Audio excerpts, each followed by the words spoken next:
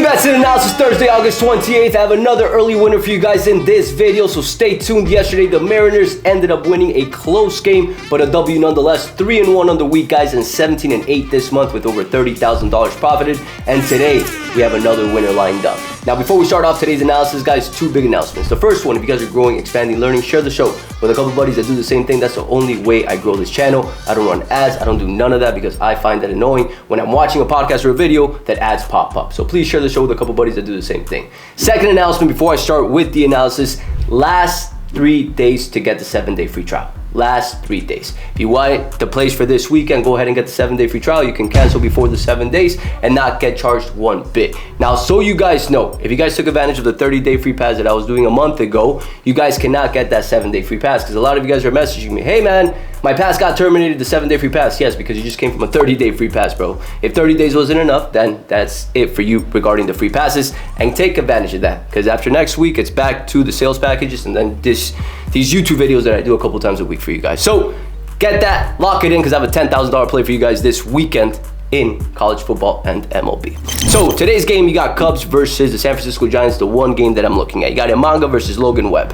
San Francisco versus Imanga, some success, but in minimal at-bats. And you guys know what I've talked about with minimal at-bats. Don't overreact to the data. You got Adames and Chapman with good OPSs, but again, in just 2 at-bats. The 2 key hitters right now for San Francisco are Devers and Matos, which you see right here don't have a great OPS against Mr. Imanga. Now today, they're in San Francisco and they're hot, so let's see what happens in that situation. Now, Chicago versus Webb, a little bit more success. You got Turner, 15 at-bats with 1.012 OPS. That's fantastic. Ian Happ, 1.235 OPS in 11 at-bats.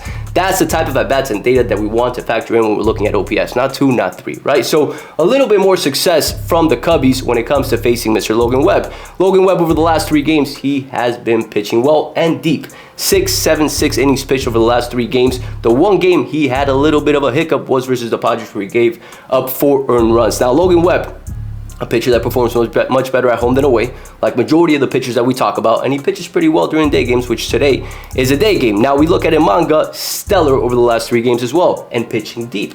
7 innings pitched, allowing 1 to 3 earned runs, and today facing a San Francisco Giants team that struggles against lefties, and we'll cover that in just 1 second. He is pretty even when it comes to his performances. 2.96 ERA at home, 3.09 away. Not the biggest gap. He's pretty steady altogether, and most great pitchers are that way. They'll pitch better at home, but the gap between home and away isn't as big as others, right? But this line opened up in favor of the San Francisco Giants at minus 126, if I'm not mistaken. Minus 126, as you guys can see right here.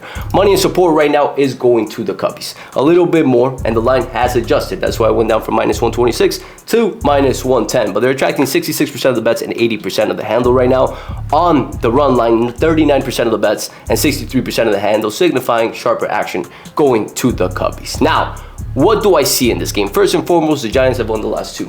Great opportunity for the Cubs to bounce back, and they need this win. And along with that too, their bullpen is healthy, ready, and rested because they have not been utilized over the last 2 games, specifically yesterday that they got crushed, right? They got Kittredge sitting ready to go with 3 days of rest. They got Palencia, one of the better closers in the league, with 3 days worth of rest as well, ready to close this game out. Their main arms are good to go, whereas San Francisco, they're a little bit more fatigued. And as we spoke about in previous episodes, they lost 2 of their best closers, Duvall and Rogers, to the Mets, guys. They lost these 2 guys. Now Randy Rodriguez is their main closer, but they had to call up people to replace these guys from the minor leagues like Matt Gage, right? This is one of the players, he only has 22 games. When you see 22 games, he got called up, right? Kind of like Beck. He got called up when they moved on from these guys in the trade deadline. So bullpen is a huge edge today for the Cubbies. Now, as I was mentioning before, the San Francisco Giants struggle against lefties. OPS versus left-handed pitchers, 0.626. You look at OPS for right-handed pitchers for the Cubbies, 0.747, and let's call it road OPS because they're on the road, 0.764.